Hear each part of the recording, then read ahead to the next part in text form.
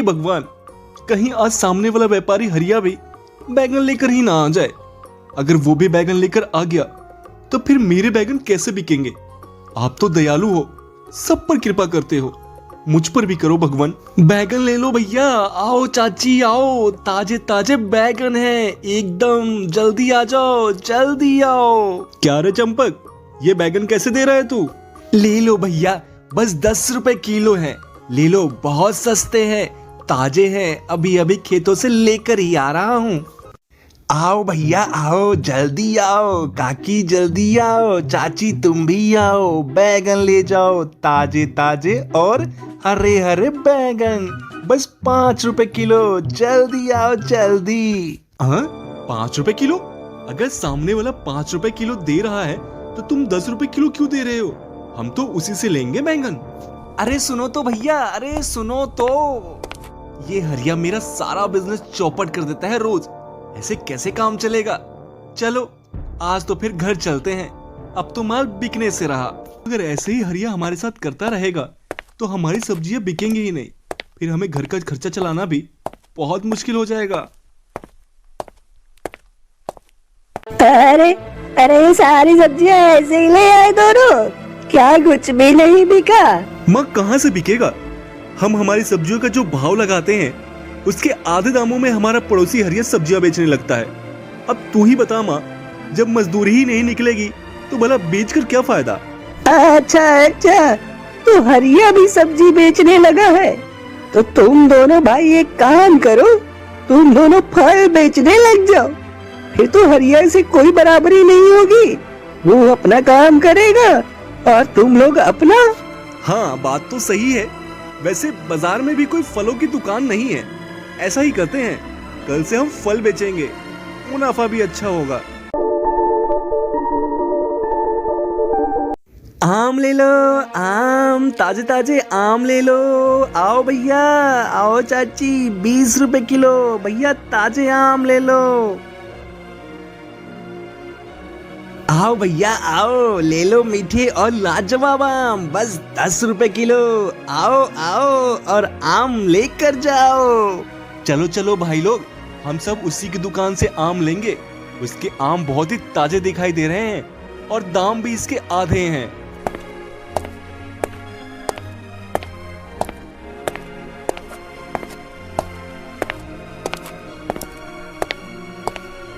हरिया ये तू बिल्कुल ठीक नहीं कर रहा है।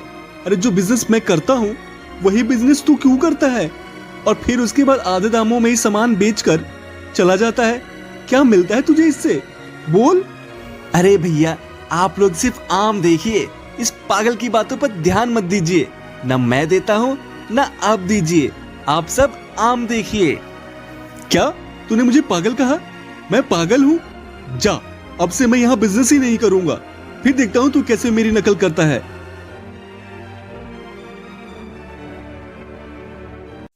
आज भी हमारे फल नहीं बिके, पता है? वो आज फल भी लेकर आ गया और तुमको पता है उसने मुझे पागल भी कहा। क्या उसने तुमको पागल कहा?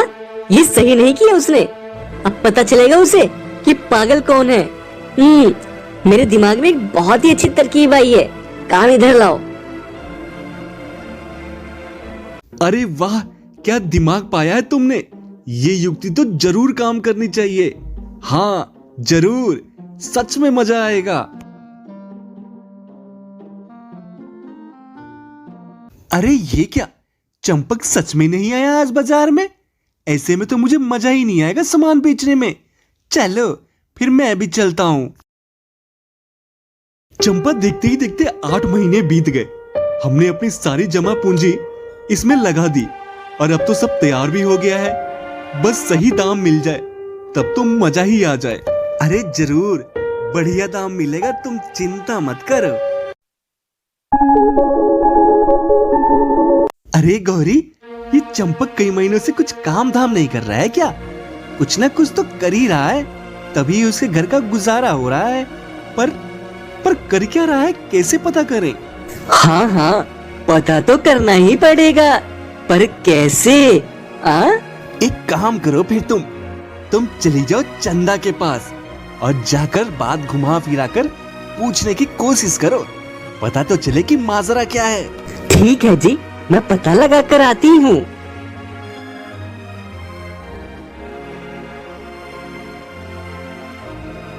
अरे चंदा, ये नई झोपड़ी डाल ली, भला इसका क्या काम तुम्हारे यहाँ?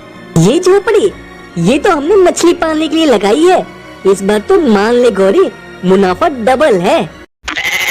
पर ये आवाज तो बकरियों की है, वहीं से आ रही है। अरे तू भी न गौरी, ये बकरियों की आवाज वहीं बगल से आ रही होगी। अच्छा, सही है, बहुत अच्छा काम किया है फिर तो तुम लोगों ने।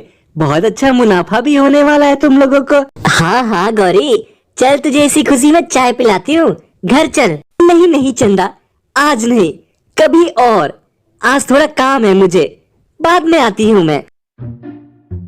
अजी चंपक और चंदा ने तो मछली पालन शुरू किया है और बोल रही थी कि इस बार मुनाफा बहुत अच्छा होने वाला है उन्हें। अच्छा तो ये बात है, तभी चंपक कहीं दिखाई नहीं दे रहा था। फिर तो हम भी शुरू कर सकते हैं मछली पालन, और फिर कुछ ही महीने में हम भी धनवान हो जाएंगे। पर मछली पाले कहाँ? हमारे पास तो जमीन भी नहीं।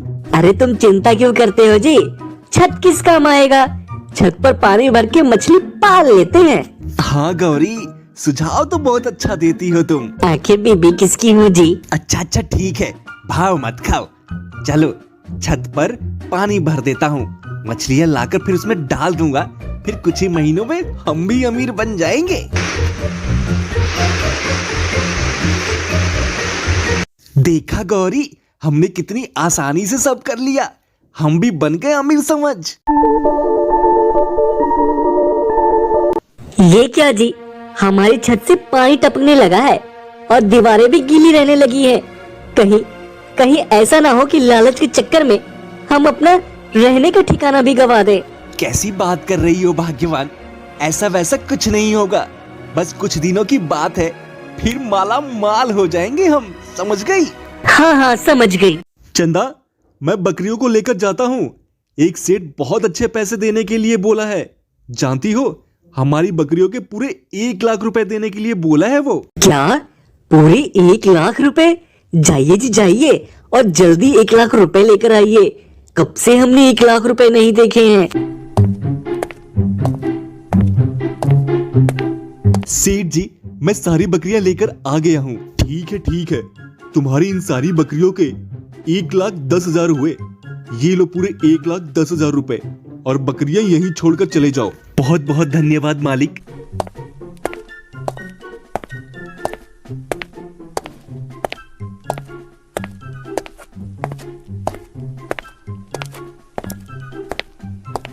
क्या हुआ हरिया, इतना दुखी क्यों है तू?